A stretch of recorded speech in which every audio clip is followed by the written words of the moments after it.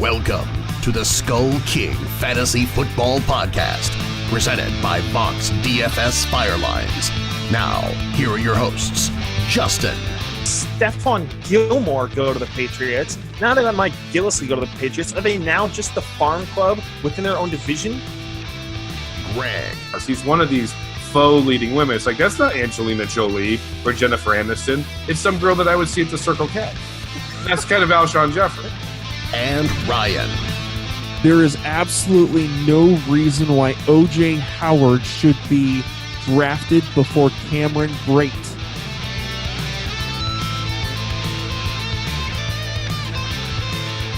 Okay, everybody, welcome back to another Skull King Fantasy Football Podcast episode. We've got another great episode for you guys tonight. We're going to be going over the week, this week, who we like in the matchups, going through all of the games. We're also going to be playing the next rendition or episode of Pick'em and Stick'em, where Ryan and Greg will pick players who are owned in less than 50% of leagues and try and play a game as to who will score the most fantasy points this weekend from those players. We're going to start with the news and notes. Getting into it really quickly. Before we go there, once again, we want to remind people to give us ratings and reviews on your iTunes podcast avenues. Send us a review or a rating. Helps boost the show in visibility, and we want to thank you for that. And so now into news and notes. First bit of information, Michael Cohen of the Milwaukee Journal-Sentinel expects the Packers to lighten Ty Montgomery's workload going forward. Ryan, do you view this as how much of a concern do you view this as for the Ty Montgomery owner? I think it's a little bit of a concern, but not a ton. He's put up a ton of points, more than expected though for the first couple weeks. And so I think honestly, it'll actually help Ty Montgomery because it'll keep him fresh for longer. He dealt, after about 6 weeks last year, dealt with some fatigue issues with the sickle cell trait and everything. So I think if they lighten his load just a little bit to keep him, to keep him a little more fresh, I think it'll help him to last longer and not have to miss weeks. Is this something, Greg, to where you feel Jamal Williams is something of a stash with this kind of news, or do we want to wait a few more weeks to see? I think you can definitely wait on Williams at this point. He hasn't shown anything in what limited time he has seen. So just saying that you're going to lighten Montgomery's workload doesn't mean Williams is increasing as a result. You could throw the ball more, for example. So I would hold off and wait till you see if something actually develops with Williams. There's probably far more attractive waiver-wire candidates than that. Okay, moving on to the same team. Jordy Nelson with his quad injury expects to play in Sunday's game against the Bengals. Do you see similar production? Obviously, he'll have hopefully more than 0 points like he did last week. But Ryan, what kind of production, if any, drop do you see from Jordy Nelson this week?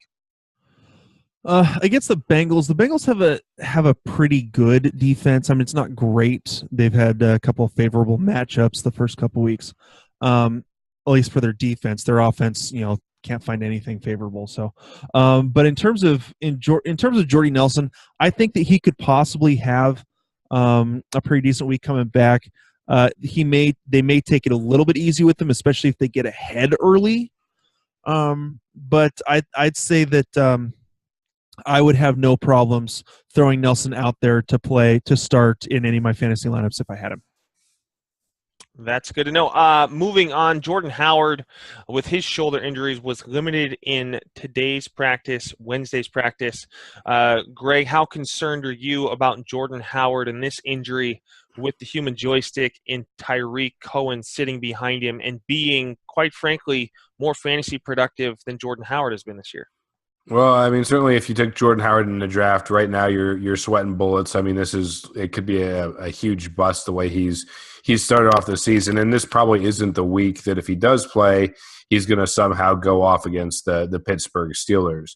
I think part of the problem that you have in Chicago too is everybody knows that Beaker only has a matter of time, and I don't know that these guys are playing all out around him. I think some people are waiting for Trubisky to get in there and then honestly turn it on. So I'd be pretty nervous about playing any of the Bears running backs at this point.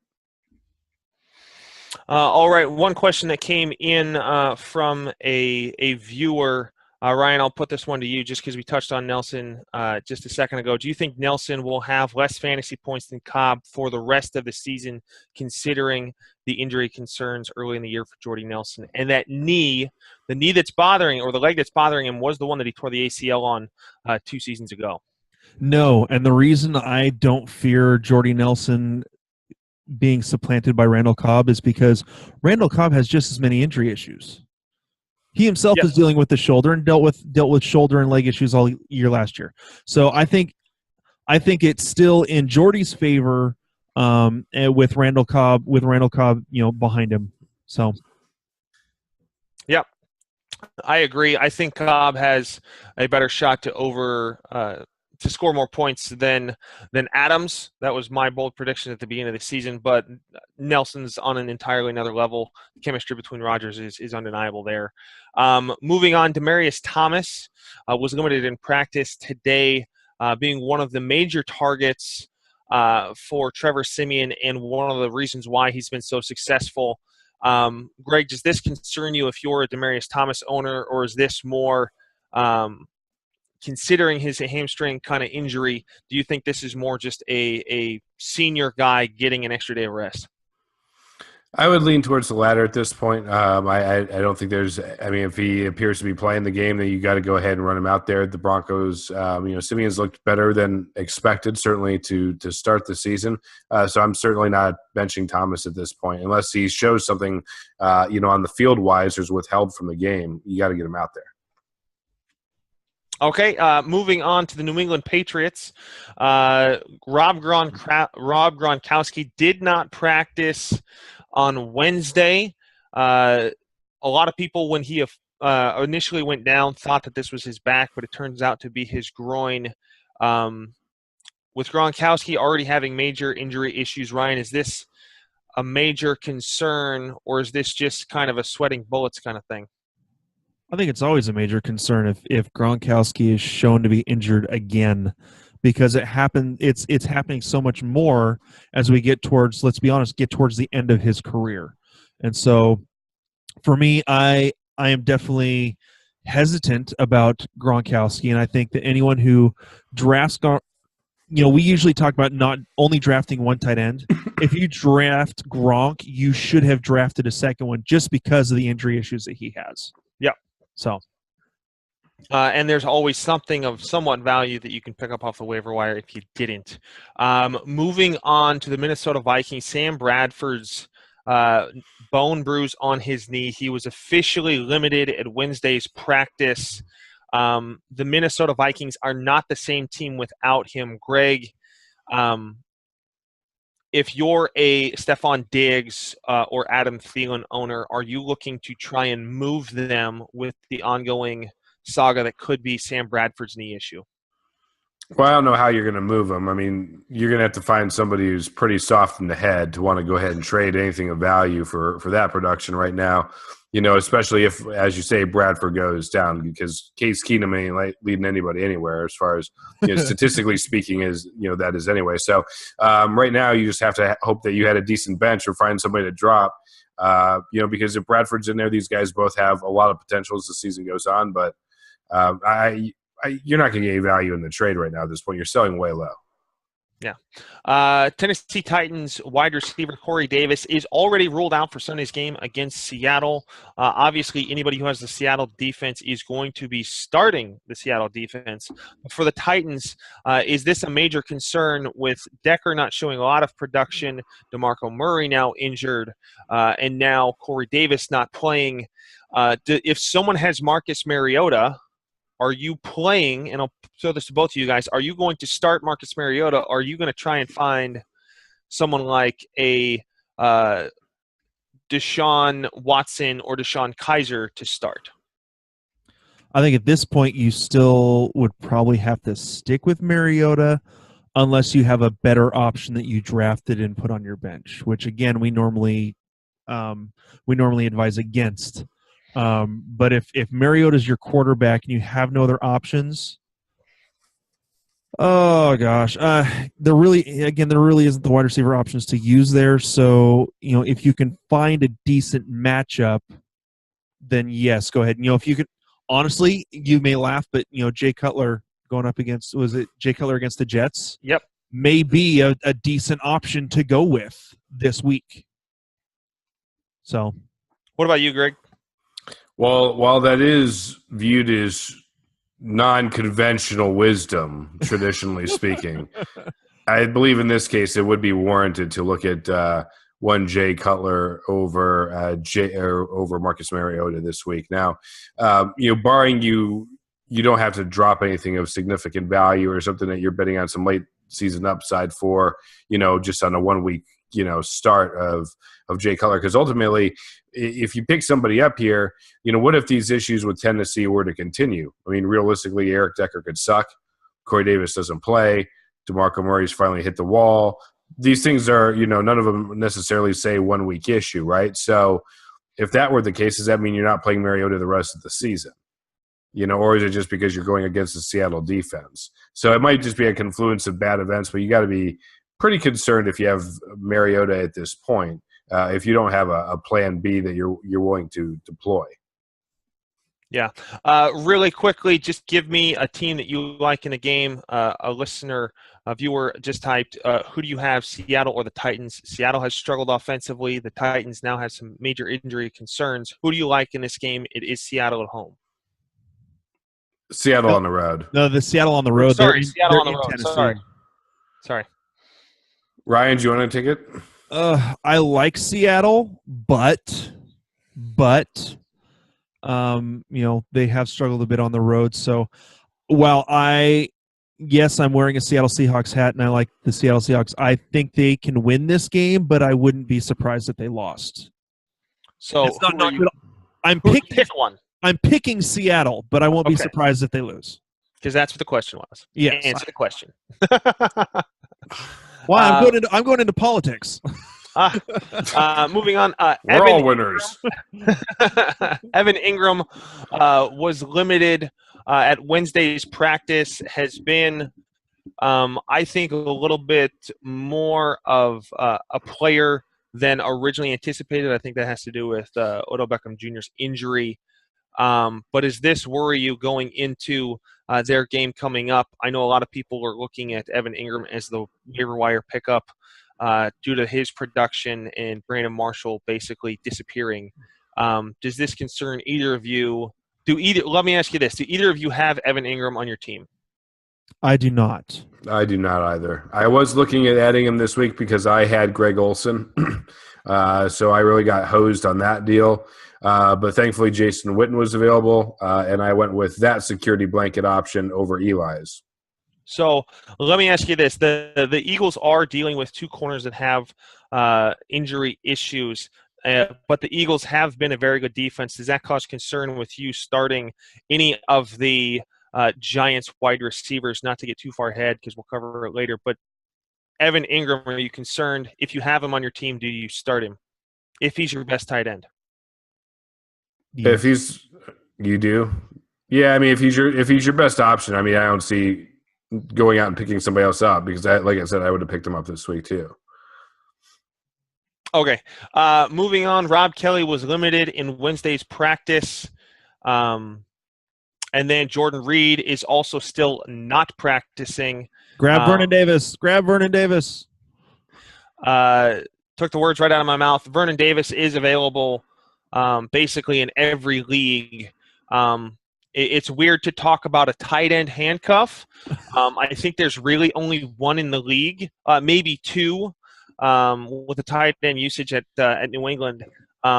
But this is going to be the ongoing saga, much like the Sam Bradford leg injury and the injury to Rob Gronkowski. These are just things that are going to happen.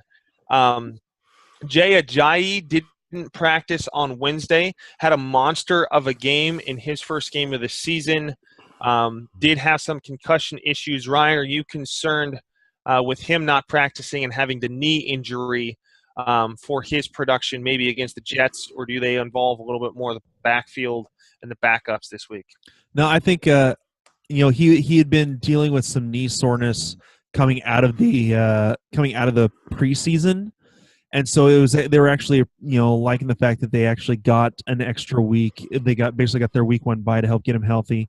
His knee was sore all through that week as well, leading up to the game on Sunday. And so I'm not seeing too much room for concern. They're probably just giving him the day off just to give him some rest. At least that's what I'm hoping. So, okay. Jimmy Graham did not practice on Wednesday. Greg, is Jimmy Graham droppable yet? Yeah, I mean, I think you certainly could consider it if there's a better option or where you need, depth somewhere else on your team. Frankly, I don't know that the Seahawks would notice if Jimmy Graham showed up at the game or at practice because he's never used. So I don't. If you're a fantasy owner and you have other holes to plug, there's probably more serviceable tight ends. While you could, find a player that's more likely to contribute at, even the quarterback position, like we were talking about earlier. If you were saddled with a Jimmy Graham in a Marcus Mariota type situation, drop Jimmy Graham if you're going to pick up, Jay Cutler. I would do that in a heartbeat. John Brown was not practicing Wednesday. This will be an ongoing issue with him, with the injury issues that he's had over the last year. J.J. Nelson is a very popular waiver wire pickup this week. Let me ask you this, Ryan. If and when John Brown becomes healthy, or let me ask you this. Do you think John Brown becomes healthy this season? He was not healthy at all last year. Eventually, he becomes healthy for about a 2 to 3 week stretch and then goes down again. How's that? Okay, so from a consistency standpoint, did those who picked up J.J. Nelson make the right move if they dropped John Brown to do so? I believe so. It's either going to be I think it'll go back between J.J. Nelson and Jaron Brown. Jaron Brown being more the deep ball threat. And J.J. Nelson able to do the deep ball and play a lot of the mid-range targets as well. All right, Jarvis Landry was also not practicing on Wednesday. Jarvis Landry had a huge game, not in terms of yards, but was a PPR monster with 13 catches. I think he was targeted 13 times, caught every ball thrown his way, which is rare for a Jay Cutler receiver.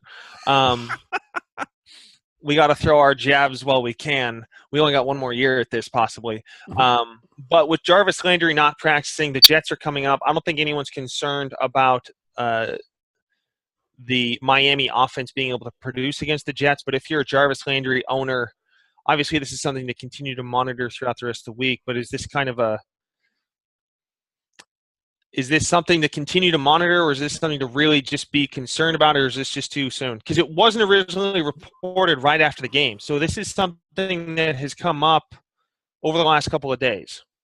I think it's one of those things that you definitely have to watch and monitor, right up to the game unless you get the all clear before that. But the other approach could be, why would you practice the week that you're playing the Jets? So you can look at it one of two ways. Okay. Moving on, Terrence West did not practice. Those who picked up Buck Allen, good for you. For those of you who did not, if you are a Terrence West owner, he may be someone to handcuff because of the lack of depth behind. They've got to run. Buck Allen has proven the ability to run effectively this year. Moving on, Tyler Eifert is not practicing Wednesday. Does this spell even more trouble for the Bengals offense? Cervix. Wow. Sorry. It's going to keep going all season, so we might as well just... How about we just have Ryan go? Right. For those of you who don't understand what that joke was, Greg stated earlier in the season that when Tyler Eifert went down this season, it would be because of his cervix, not because of a knee or back problem. Wow. Yeah, I mean, they need to get the ball in the hands of AJ Green and they need to start handing the ball off to Joe Mixon. He is the only one who has shown any spark whatsoever in that backfield. Jeremy Hill's running for like an average of like 1.5 yards to 2 yards a carry right now. Joe Mixon's, I think, well, his carries last week, I think he had 8 carries for 9 yards, but their offensive line is so atrocious. He was able to catch the ball out of the backfield and move around that way as well. So they really, I mean, I'm not worried about Eifert. Forget Eifert. They need to get the ball in the hands of AJ Green and Joe Mixon, period. All right, moving on to the New England Patriots. This is good injury news for the New England Patriots as linebacker Donta Hightower, Danny Amendola from his concussion, and Matthew Slater from his hamstring injury all practice. Does Danny Amendola now become once again the number 1 receiver, or is this going to be another roll of the dice in the wide receiver core as much as it is in the running backfield for the Patriots, or will we see Amendola really take off, Ryan? Danny Amendola will take off for about 3/4 of the game before he gets either another concussion or hurts his hammy or quad. Yeah, pretty much. I stick with Chris Hogan at this point. I think you started to see it last week, him emerge, and I think he's the guy that you got to look for, going forward. Amendola is not going to be able to remain healthy. He never has. He's not going to start this season. And Brandon Cooks is really only being targeted whenever Tom Brady just wants to chuck a ball deep. Other than that, I haven't really seen him mixed in on any sort of short passing routes with any sort of consistency. We'll move on to the Cleveland Browns. Isaiah Crowell said he talked to Coach Hugh Jackson about getting more carries. I had an interesting conversation with someone earlier today who talked about when a player says you need to go through me in order to produce, that player with someone like an Antonio Brown. What happened? The next game he went off for like 11 catches and 280 yards. It's was it you, Ryan, that we were talking about this? Yes. Okay. I want to make sure. We talked about this last night in last night's episode. If you remember back a couple of years when Antonio Brown really took off, it was 2013, I want to say. He had through the first 2 games, I want to say, had like 4 catches for like 70 yards. So that was it through 2 games. And he finally, because that was the year that they got rid of Mike Wallace, that he went to Miami, I want to say. Antonio Brown said that you need to throw the ball to me. I need to be the one getting the ball to make this offense work. And so the next game, he ends up with 12 catches for 220 yards and 2 touchdowns. It hasn't always worked out that way for all the stars that say you need to get the ball through me. But usually, especially with the stars, saying AJ Green, who's made the statement that the ball needs to go through me this last week, I need to be getting the ball more. Talked about Antonio Brown. I want to say even Le'Veon Bell has said it once. And the stars usually show up for those kind of things when they say, "Give me the ball and we'll win." Whether they win or not, it's a whole other story. But usually the star shows an extra amount of focus and really gets the job done. Yeah, moving on to Andrew Luck watch. Andrew Luck will not practice this week. The hope has been for an early October debut, but he will need to practice first. Early October is in 2 weeks. Now, granted, that's the first, but that's early October. Over under on him not starting for another 3.5 weeks. Over. Greg? I would say over, because the way you have to read it is early October. Early October to me means the first half of October. That means the back end of the first half of October, which is mid-October. Okay, so do you think he's ready for the game on the 15th, or do you think it's the 22nd? I don't have the calendar in front of me, but who are they going against? Are they home or away? Let me pull that up really quick. Let's see if I can grab it. On the 22nd, they're playing the Jaguars, and on the 16th, they're playing the Titans. You might as well be home against the Jaguars. Yeah, both division matchups. Yeah. So that's where I think you see him coming back. You're not going to – I mean, who do they have coming up? So they got the Browns this week. You're not going to put him in there at the Seahawks in his first game back. You know, so theoretically the Niners could be in play. Yeah. Because that's a soft defense. You know, relatively at home. Sorry for the cheap shot, San Francisco. But we will now move on into our Pick'em and Stick'em segment, which is brought to you by Play Draft. Here's how it works. There's no management. Just set it and forget it. Once you're done drafting, that's it. No trades, no waiver wire. Draft even takes care of last-minute injuries for you. Drafts even start every couple of minutes, so you could literally join one right now while you're listening to the show. The best part is you can play for cold hard cash. Drafts start from just $1, so there's really a draft for everyone. For a limited time only, all new players get a free entry into a real money draft when you make your first deposit. But you have to use the promo code SKFootball. That's right. Play for real money. Pay real money game just for free by using the promo code SKFootball. So now we will get into our Pick'em and Stick'em segment. Once again, as a review for those who are listening for the first time, this is a list of players, 2 per position, that are all owned in less than 50% of leagues, and we will go back and forth between Ryan and Greg. One will pick the player.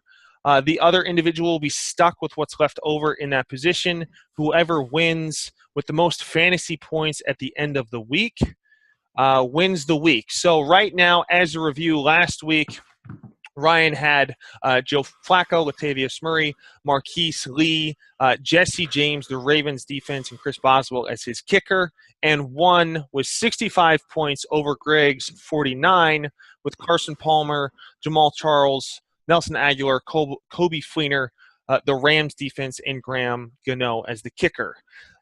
This week, let me pull it up here really quick. Getting into the Kings and Stings.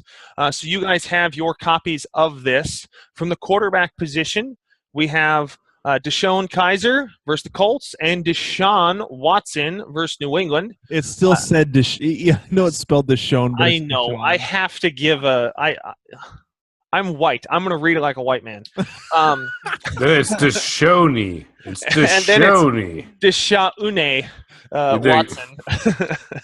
So at the running back position, Tariq Cohen versus the Steelers or Rex Burkhead versus Houston. At the wide receiver position, we have Jermaine Kearse against Miami and J.J. Nelson against Dallas.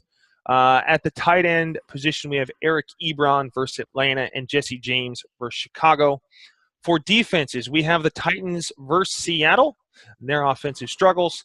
And then we have the Browns versus Indy. Kickers, you have Gano versus the Saints and Blair Walsh versus the Titans. Because Ryan won last week, Greg, you will get first pick. Who would you like to pick and then subsequently stick to Ryan? This is really tough. This is I don't know if I like dislike this week better or last week. This has more fantasy relevant players. There's no one owned in like 0% of leagues. I'm gonna draft J.J. Nelson. So I get the former Seahawk Jermaine Kearse against Miami. I think that's only right. I mean, I think right now J.J. Nelson, he is the number 2 option for the Cardinals, like literally in all sense of the word. There's not a running back they're going to first. There's nobody. He's going to be the guy. So I think I like J.J. Nelson this week. All right, I'm actually writing this on mine as well, so that I can keep track myself. All right, so then if it's my turn, I'm going to go early with the quarterbacks, and I'm taking Deshaun Kaiser against the Colts. And I'm going to stick you with Deshaun Watson against New England. I saw that one as one that probably had the most difficult time with that one because, Watson getting the start going against Belichick, the inclination is that Belichick will have something for him.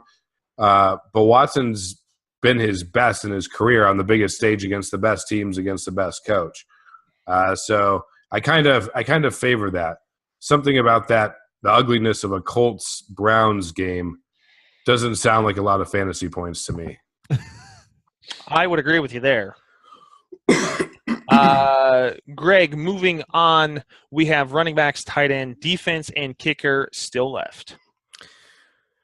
Well, at this point, even though I have him on my fantasy team, I do have Tarek Cohen on my fantasy team. I'm actually going to go with Rex Burkhead this week. I think that this type of game, especially with the injury issues, whether it's Gronk or what have you, that the Patriots have been dealing with, I think this favors a Rex Burkhead type of performance. So I will go with my man Burkhead and stick the human joystick back over there to Ryan. All right. So now we've got tight ends, defense, and kicker. Let me look. I think I'm going to do the same thing that Greg just did. I have Eric Ebron, but I'm going to take Jesse James versus Chicago and stick him with Eric Ebron against Atlanta. Okay. Any specific reason why you're going? I mean, other than the fact that Chicago sucks or stinks. We'll go there. Chicago the last few years has been horrible against tight ends. Atlanta has been okay. Their linebackers are athletic enough to stick with tight ends. Martellus Bennett really didn't get anything going in that game against Atlanta until Jordy Nelson went out, until Randall Cobb came out for a few plays. So, I mean, he really didn't get anything until the fourth quarter, till practically garbage time. So, for that reason, I'll stick with the outlaw against Chicago. Okay, Greg, you're going to go defense or kicker with your pick. Shit, I just collapsed my page here. So sorry about that. Did that actually come out on the mic? Hot mic. Hopefully. So, you know what? This is pretty tough. I think as bad as Seattle's offense has been, I kind of like the Browns this week. Eventually Russell Wilson, who you guys all seem to think is a decent quarterback, is going to lead an offense. So that could be this week, and I want to stay out of the way of that potential storm. I feel less likely that is going to happen with the Colts. So I will go with the Browns. Mine is stuck with the Titans versus Seattle. Okay. Who is now, Greg, you have now created a rooting controversy within his own being, as Ryan is now stuck with Seattle being a Seahawks fan. Mm-hmm.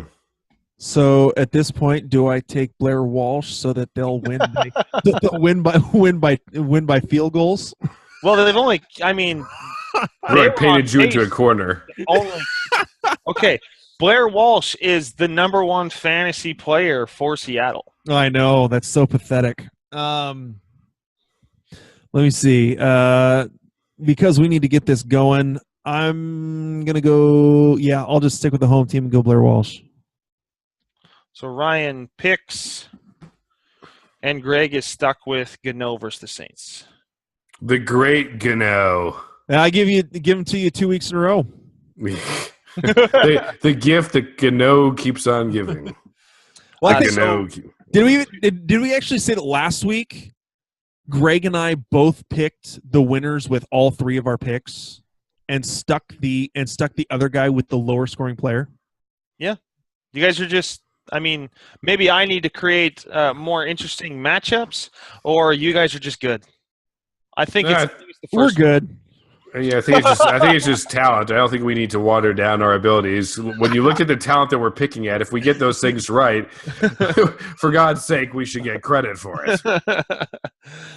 Just to highlight and recap, Ryan, your team for this week is Deshaun Kaiser, Tariq Cohen, Jermaine Kearse, Jesse James, the Tennessee Titans defense, and Blair Walsh. Greg, your team this week is Deshaun Watson, Rex Burkhead, J.J. Nelson, Eric Ebron, the Browns defense, and then Graham Gano as your kicker. So that concludes our Pick'em and Stick'em.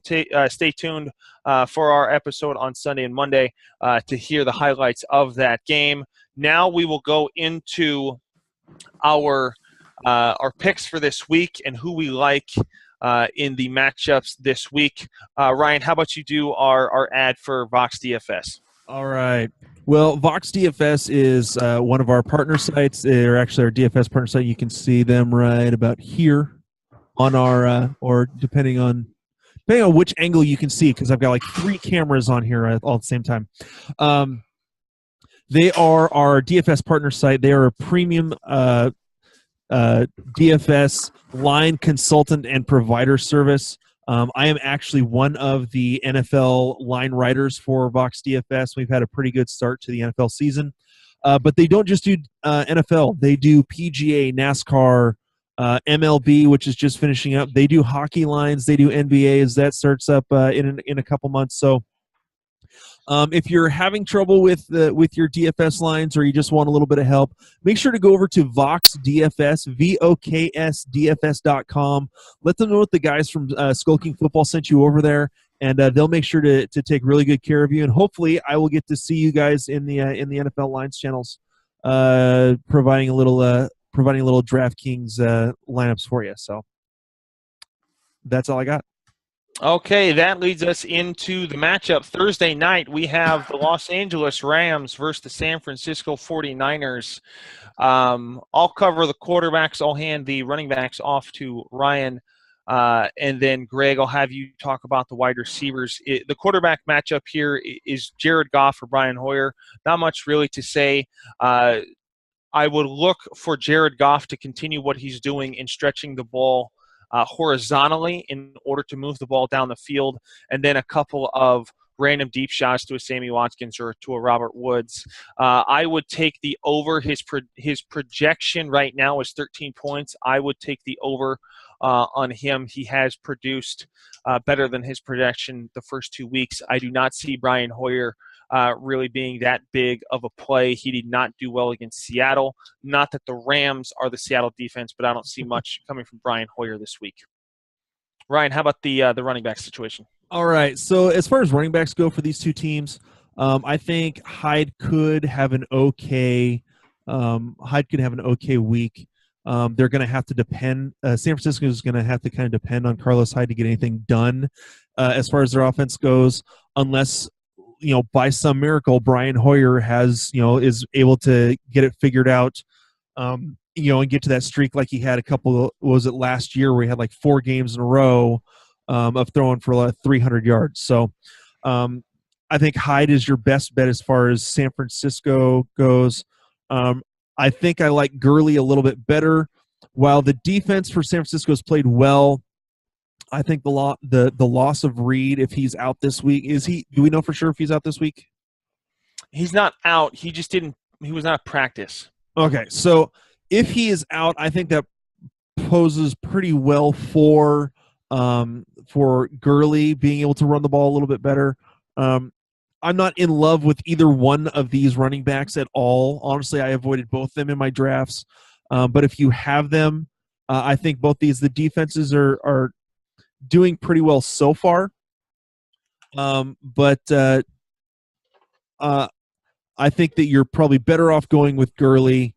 But if you have Hyde, I think he's probably still a flex option. So, Greg, what about the wide receivers? You got Sammy Watkins, Cooper Kupp, Pierre Garçon, Marquise Goodwin, Robert Woods back for the Rams. Who do you like?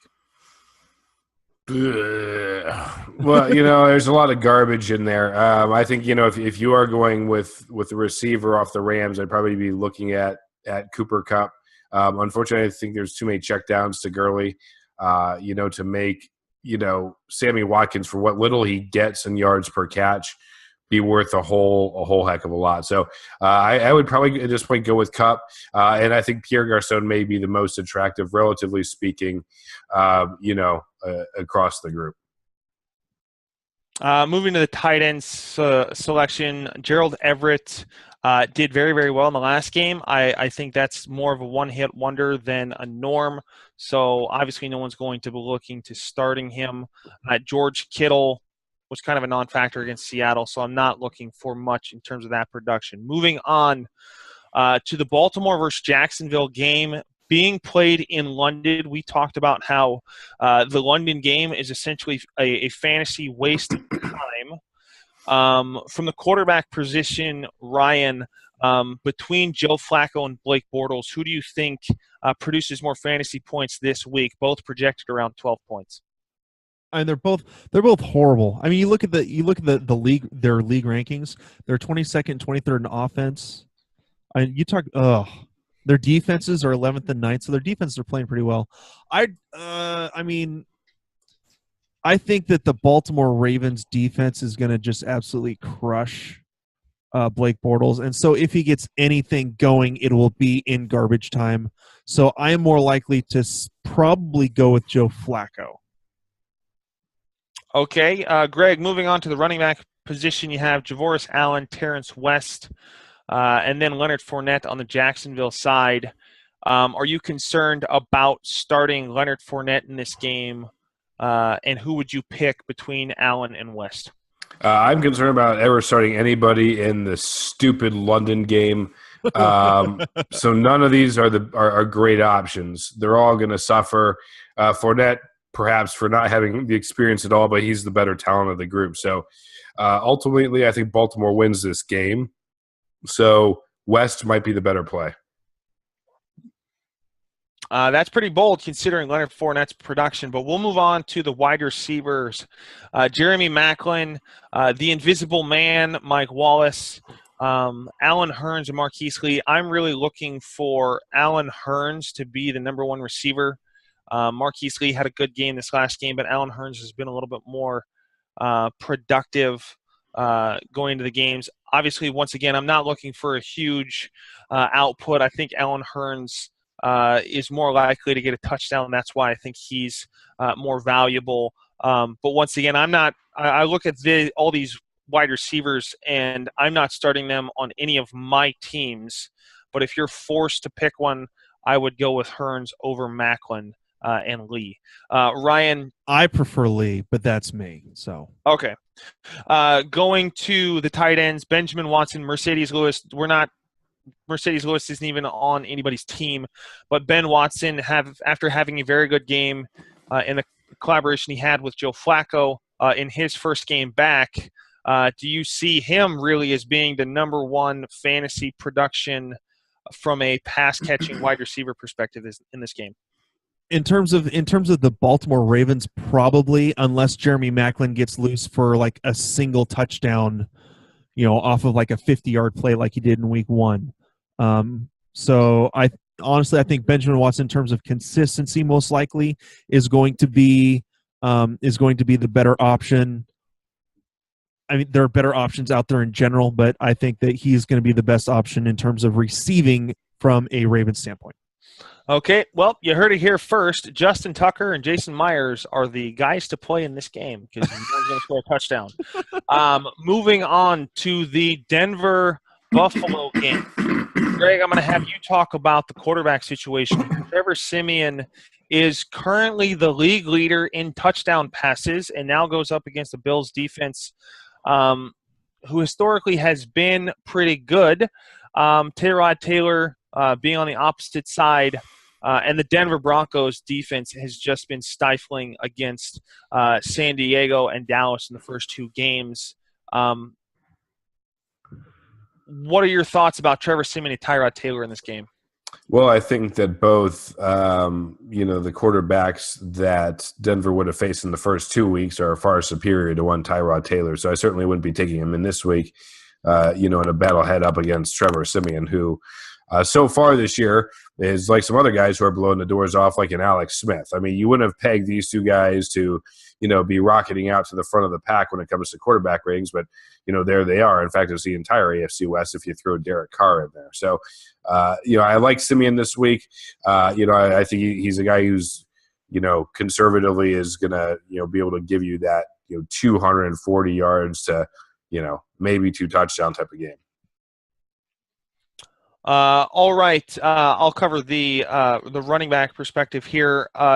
C.J. Anderson had a monster of a game against Dallas. Dallas has had some struggles against the run. I look for C.J. Anderson, currently projected around the 14.5 point mark. I look for C.J. Anderson to get right around that. If I had to pick an over or an under, I would err on the side of the over because the Denver Broncos defense is creating a lot of short fields for the offense. And if they get up early, C.J. Anderson is going to get a lot of extra garbage time points from being in the lead. LaShawn McCoy did not have a great running game, but still in PPR got 9 points last week. I think he's going to have a little bit tougher of a time against the Denver Broncos. I've looked to trade LaShawn McCoy for some pieces or someone desperate like someone who is 0-2 with Le'Veon Bell. I think LaShawn McCoy does just under his 16-point production.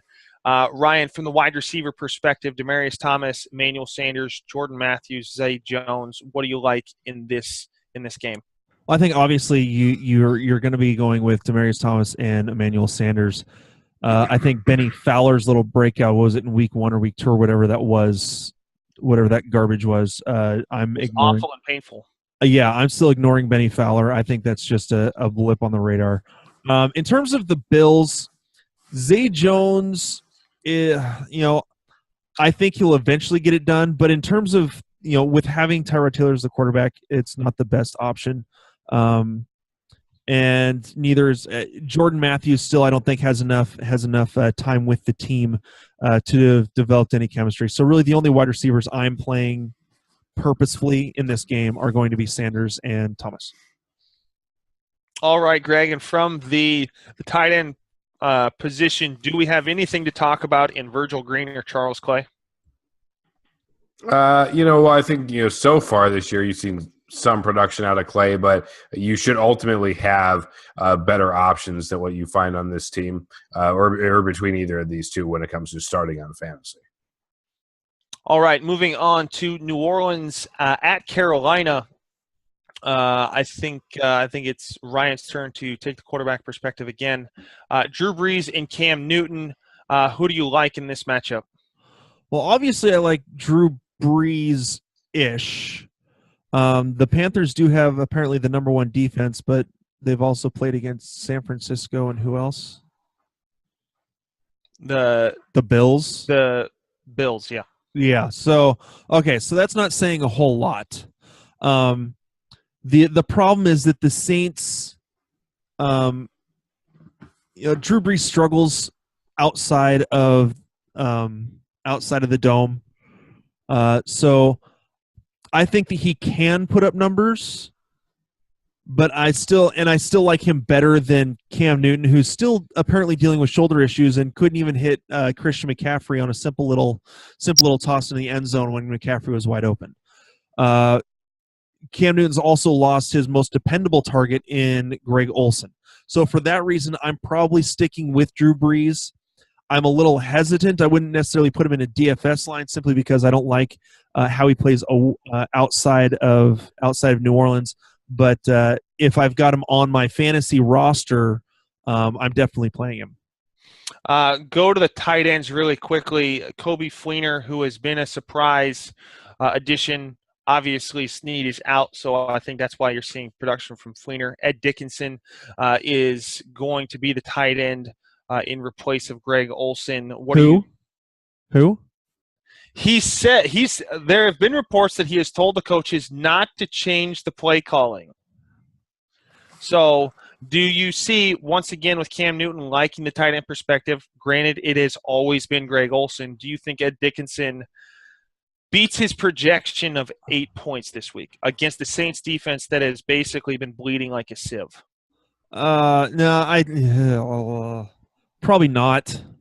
Honestly, I think they can just run the ball up the gut against the New Orleans defense and be fine, and still save him. So. Okay, from the running back perspective, Mark Ingram, Alvin Kamara, Christian McCaffrey, Jonathan Stewart, Adrian Peterson, in PPR, never should have been drafted by your team unless he was the last pick of the draft and you were secretly hoping. But I think he's droppable now. Alvin Kamara has been I talked about this in my waiver wire article earlier in the week. Alvin Kamara has been the number 2 targeted player, well, tied for number 2 in both weeks for most targets from the passing game. So in PPR, he is proving himself very relevant. Had they made some connections on some deep routes and some deep passes, they're having him run the ball, or they're having him go out into deep passing to try and stretch linebackers. I think Kamara could end up with more points than Mark Ingram this week. I think Christian McCaffrey outscores Jonathan Stewart in PPR, but Jonathan Stewart continues to outscore Christian McCaffrey in standard leagues because they're limiting the amount of touches that Christian McCaffrey takes, I think, to kind of warm him up into the offense. Greg, from the wide receiver perspective, we've got Michael Thomas, the dropper Ted Ginn, Kelvin Benjamin, and Devin Funchess. What do you have in this game? Well, I think normally I'd like Kelvin Benjamin, but I think there's plenty of concern, with what's been going on with Cam Newton. Michael Thomas at this point, granted, it's only 2 games into his I'm the number 1 guy thing, but it's starting to smell a little bit like Alshon Jeffrey when it means like not legitimately a number 1 wide receiver and was better in the role he was playing. But that's neither here nor there. I think both of them you have to go ahead and try to start this week if you have them on your rosters, simply because they are the primary targets, for these quarterbacks. Arguably, Kelvin Benjamin should see an uptick because of the absence of Greg Olsen, not some kind of downturn. So I think if I had to pick between the two, I'd probably err towards Benjamin. All right, moving over to the Pittsburgh-Chicago game. This is a road game for Ben Roethlisberger. We won't really talk much about Mike Glennon, but Greg, what are you expecting from Roethlisberger against a struggling Chicago Bears defense, even on a road game? Well, being it's a road game, I don't think you can expect a ton. I think it's, a fairly, pedestrian game, probably sub 300 yards, less than 3 touchdowns. I think they do more damage on the ground ultimately than through the air against the Bears. So obviously you can start them, but I wouldn't look for them to just pistol whip the Bears. Yeah, going on to the running back selection, Lev Bell, James Conner, Jordan Howard, Tariq Cohen, Ryan. Even with Lev Bell's struggles and with Chicago being able to hold Atlanta on the run game in week 1, are you concerned with Lev Bell's production in this game? No, I think he'll still he's getting more touches as the season goes on. So I still am fine to fire up Lev Bell. I'm not too worried about his production.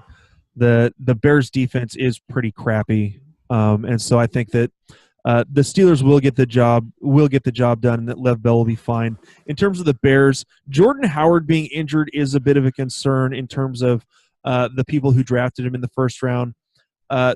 They may have no choice but to use Tariq Cohen a whole bunch passing out of the backfield. So I'm definitely firing up Tariq Cohen as probably a flex play in PPR leagues. And Lev Bell, you drafted him, number 1 or number 2 or 3 overall, so you're going to play him. So, yeah, I would start Tariq Cohen currently in PPR leagues over Jordan Howard, personally. Going on to the wide receiver perspective, Antonio Brown had a little bit of a lackluster game for a home game with Ben Roethlisberger last week, but on the road against Cleveland in week 1, was 11 for 11 on catches from Ben Roethlisberger, currently projected at 19.9 points. Even with this being a road game for Ben Roethlisberger, I think Antonio Brown beats that projection. Outside of the touchdown catch from Martavius Bryant, I don't think we have seen a production that people wanted to see from him so far this year. I don't know if I see it this week. I think Antonio Brown's the number one receiver, obviously, but then I think someone like a Kendall Wright could outscore Martavius Bryant this week just because of a road game. And so, Greg, from the tight ends, Jesse James and Zach Miller, who do you like? If you had to pick one, who would you pick in this game?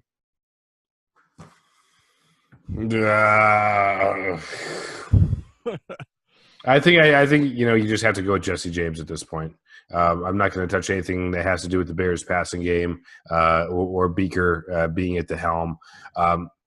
Miller's never been a fantasy stud in the first place. I think there's just more potential upside with Jesse James, even if he's banged up a little bit. Assuming he plays, I think he's the better play.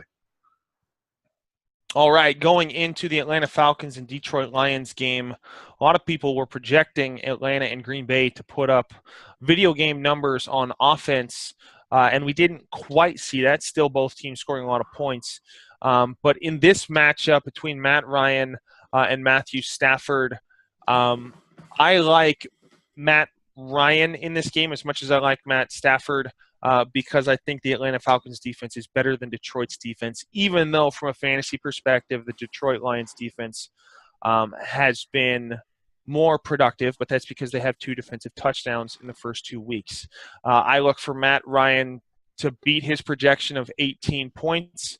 I think Stafford doesn't quite get there, maybe 16 points, maybe 250 yards and a touchdown.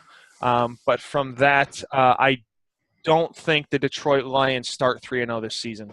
Moving on to the running back position, Greg, Devontae Freeman, Tevin Coleman, Amir Abdullah, Theo Riddick. What do you like in this game? Well, I think you always have to like Freeman and Coleman, certainly relative to the other two, and certainly Freeman's in each and every week starter. He's a first-round draft choice. So you're going to run him out there, and I think it's a good week for Tevin Coleman as well, especially in PPR leagues. I do continue to stay away from the Detroit backfield until further notice, kind of like the Giants backfield. That's not a bad way to put it. All right, going into the wide receiver, Julio Jones, Mohamed Sanu, Taylor Gabriel, Golden Tate, Marvin Jones, Kenny Golladay. What do you like in this matchup, Ryan? Well, obviously, I like Golden Tate receiving out of the slot. He's going to get a lot of. He's the most trusted by Stafford. He's going to get a lot of those short passes with the opportunity to be able to stretch them out. I can't bet against Julio Jones. Mohamed Sanu, interestingly enough, after the first 2 weeks, actually has a larger target share than Julio Jones does of total targets. So far, Mohamed Sanu has seen 27% and Julio Jones 25%. So obviously, they're getting Sanu involved in the passing game. As far as the Lions go, if you have to play Kenny Golladay, okay, he's going to be a boomer bust. They try to throw the deep balls to him. I think he would have gotten more in this last game against the Giants had they not, had the defense not scored, the extra touchdown to put them up by enough where they could just run out the clock. I think they only threw 5 passes the entire second half after going up so much early. So Galladay's an option. Marvin Jones, he's just been too back and forth, too shaky. I'm only trusting Golden Tate and only playing I don't have Jones in any leagues. I have Golladay in a couple. I will use him only under duress this week. Yeah, I think Kenny Golladay is going to have some struggles on the outside from time to time, matched up against Trufant, who's going to lock him down. So I'm not expecting much from Golladay this week. Austin Hooper has been a little bit of a disappointment to me. It's been a roller coaster, very, very good week 1, struggled in week 2. He's really only been targeted twice in each game. He has caught both of those targets in both games. I think you'll look to see more of Austin Hooper in this week. I will continue to be an Austin Hooper truther. Nice alliteration there. Moving forward, I think Eric Ebron will struggle. I think they did some dynamic things with Eric Ebron in the last game. in moving him into the slot, moving him to the outside, rotating him around. I think they did a lot of things to get Eric Ebron in, and I think that was because of the matchup against the Giants, but I don't see that necessarily happening. I like Hooper over Ebron this week. Moving to Cleveland and Indianapolis, and this will be the last one that we cover, and then we'll cover some of the others tomorrow night. Deshaun Kaiser, Jacoby Brissett. Ryan, who do you like from the quarterback position? Do you think anything comes from Jacoby Brissett this week? The Browns' defense has been okay so far, kind of middle of the road. I mean, he played pretty well. He played okay against Arizona's defense, but nothing spectacular, to be completely honest. I mean, the Colts are just a crap show, to be completely honest. So I'm not seeing much from Jacoby Brissett. I was more than happy to take Deshaun Kaiser in our pick 'em and stick 'em against the Colts. I have Kaiser in the Scott Fish Bowl and will gladly play him over Blake Bortles playing in the stupid game in the in London. So I like Kaiser in this game. I think he's a streaming option in larger leagues or a possible quarterback 2 for 2 quarterback leagues. Brissett, I'm just staying away from the Colts offense. So, all right, from the running back perspective, Isaiah Crowell has struggled. He's asking for more touches. The Indianapolis Colts defense has struggled, but most of that has come against the passing game, not the running game. So I think Duke Johnson has a good game. Could outscore Duke Johnson, or could outscore Isaiah Crowell if there's continued issues with running the ball. Frank Gore, Father Time, is not getting the lion's share of the carries. There's a little bit more of Marlon Mack and Robert Turbin so far this year. So I would not feel comfortable starting Frank Gore because the Cleveland Browns defense, as much as we like to crack jokes about the Cleveland Browns defense, they held Le'Veon Bell to 30 rushing yards. So I would look for other options than Frank Gore this week from a running back perspective.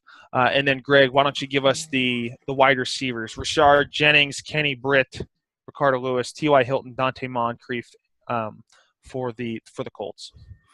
Yeah, I don't see how you could possibly go and take any wide receiver from the Browns and run them out there this week, especially when Duke Johnson could be the team's leading receiver.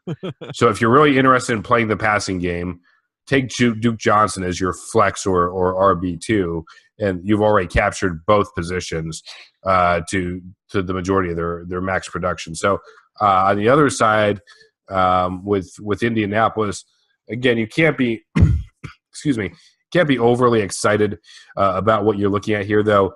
I think everybody has a lot more potential with Brissett in there than they did with the god-awful Scott Tolzien. So I would say right now, T.Y. Hilton, obviously a guy you're going to go ahead and run out there. He's the number one option, but he's the most attractive of the receiving options outside the tight end position this week. All right, that will wrap up the show. Thank you guys for joining us. We will do a shortened show tomorrow to cover the rest of those games. One thing that I do want to thank you guys for listening, but also feel free to follow us on Instagram, Twitter, Facebook. Feel free to write us a review or comment on the podcast episodes. Once again, for Ryan, Greg, and myself, we thank you for stopping by and listening to this episode of the Skull King Fantasy Football Podcast. See you guys tomorrow. All right, talk to you later, guys. Hey, Skull King Nation. Thank you for listening to the Skull King Football Podcast. Did you like this episode? If so, be sure to go to iTunes, Stitcher, Google Play, and YouTube to subscribe. Also, please leave us a rating and reviews to let us know how we can better help you rule your leagues.